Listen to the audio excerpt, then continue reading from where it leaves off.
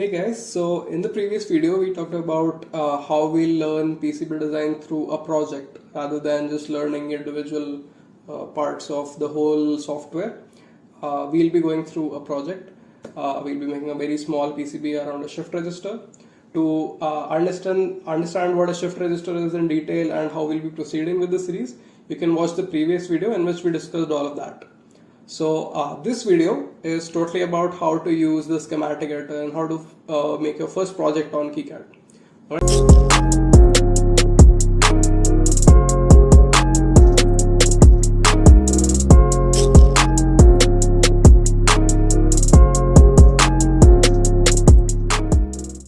So first what I'll do is just launch Kicad, and as you can see, this is the landing page you see every time you are starting a new project. So what I'll do here is go open a new project. We'll make a new folder for say first PCB, right? And we'll call that as we'll call this project as test PCB. Okay, so as soon as you do that here, you can see that it creates two files. One is test pcb.kicad_schematic and test pcb.kicad_pcb. So essentially there are two parts to any PCB. One is all the connections that you are going to make. So you know this pin of this IC is connected to that pin of that IC, or this pin of this IC is connected to that pin of a header, or something like that.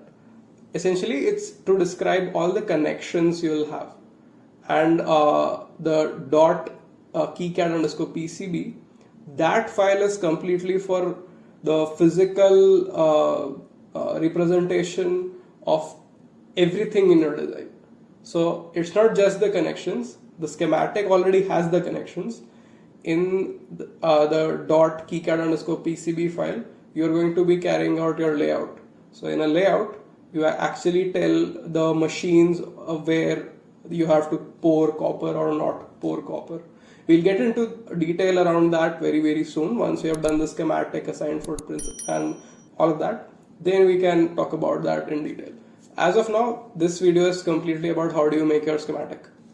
So first off, I'll just go and open up schematic editor. Here you can see it's all empty because this is a new project.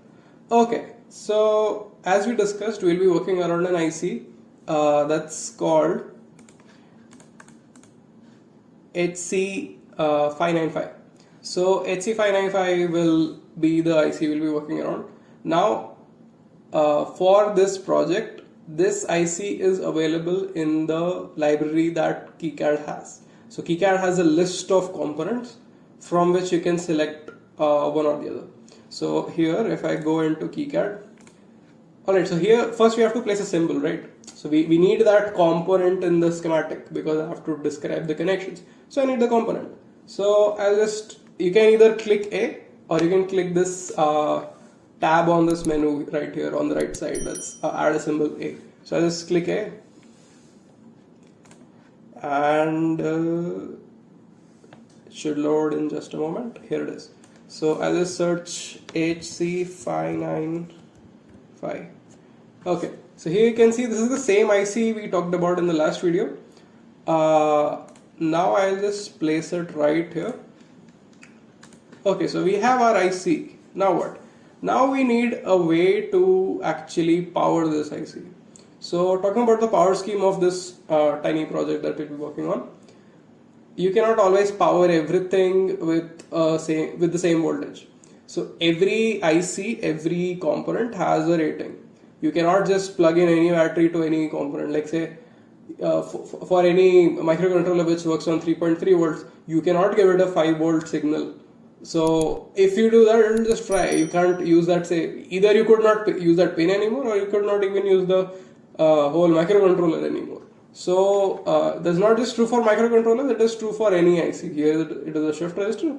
It could be a buck converter, it could be a flash chip, it could be a temperature sensor. Any IC which will have a rating of power. So to figure out what this rating is for our device, you just go to the data sheet. If you go to the data sheet, you'll clearly get the info under absolute maximum ratings. Okay, so if you ever open a data sheet of any IC, and if you're not say acquainted with what a data sheet looks like, what information is present in a data sheet, this is a good starting point. So if anything, if you just can't understand everything else, because there's a lot of information in any data sheets, in some cases even experts can't understand part of the data sheet, I swear to God. So if you check out this section, that's absolute maximum ratings, here you can see the supply voltage is between minus 0.5 to 7 volts. So you cannot power this beyond 7 volts. So if I had say a 9 volt battery, I cannot plug it in directly. So I need some sort of regulation of power on this IC. So what I'll do is I'll add something called a voltage regulator. So what it does is it steps down voltage. Say you had 7 volts or something like that, or say 9 volts. It will step it down to 5 volts, something which is in the operational range of your IC, and that will then be used for actually powering the IC now. In case of the regulator we are using, these are regulators which dissipate energy as heat. So the voltage change you see, the energy that's been lost in this voltage change is going to be in the form of heat. So in our case, if we open our project, we'll have to add this regulator I'm talking about. So now what is the name of this regulator? It's AMS 1117. So here you can see AMS 1117. There are many of these. What you have to do is just look for dash 5.0. So here you can see it's a fixed 5 volt output. So this is the regulator we'll be using. So here we have a regulator. Now you have all the digital pins. You have to see which pin is high or which pin is low. So what we'll be doing is adding some LEDs to actually see that. So if I go click A again, I'll just search LED. You get a standard LED right here. Now some nice cool things about Kicad. If you hit on R, we can just rotate this very easy. If you want to flip it, okay, I'll just place it right here first. If you just right click, you'll see all the options. Okay, so if you want to mirror vertically, you can click just Y, and it's mirrored vertically, right? If you want to mirror it horizontally, you just click X. So many times it will happen that you want to place it in a certain orientation. Sometimes symbols don't allow you to do that, but here you can. So I'll just take this, move it here.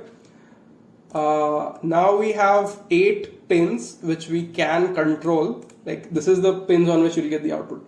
So I want 8 LEDs, right? So I'll just keep this here. I'll just copy, Control C, then 1, 2, 3, 4, 5, 6, 7, 8. Right? That looks good. Okay. Now what we need to do is add some resistors. So say if you're starting to work on any IC, generally what will happen is in the datasheet itself there'll be some application notes which will tell you how do you wire this in order to use the IC properly. So if you check out the datasheet right here, what you'll see is they would have an application shown here.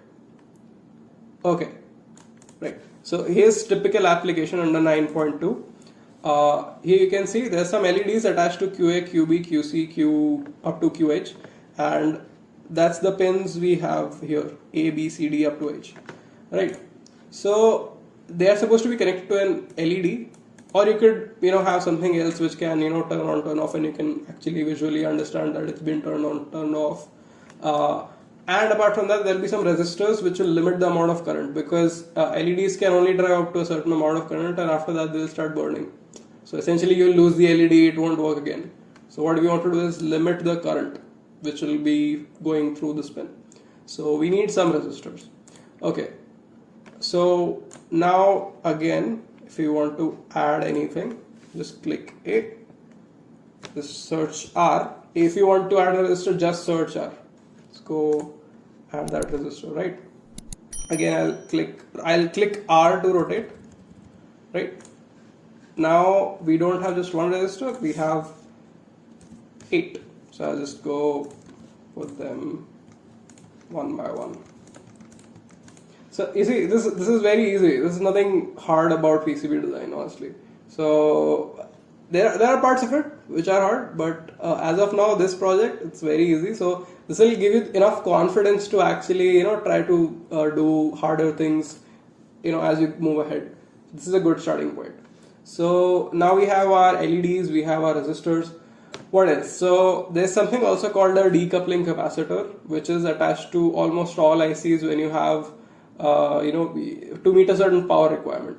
I'll tell you what a decoupling capacitor is, why is it named a decoupling capacitor. There'll be one whole separate video about that in the other playlist I talked about, that is physics and manufacturing. So let's see here. If you see, there's this one capacitor of 0.1 microfarads that is connected between VCC and ground. Now again, I have to add a symbol. I go click A, I search for C, I'll get a capacitor, right?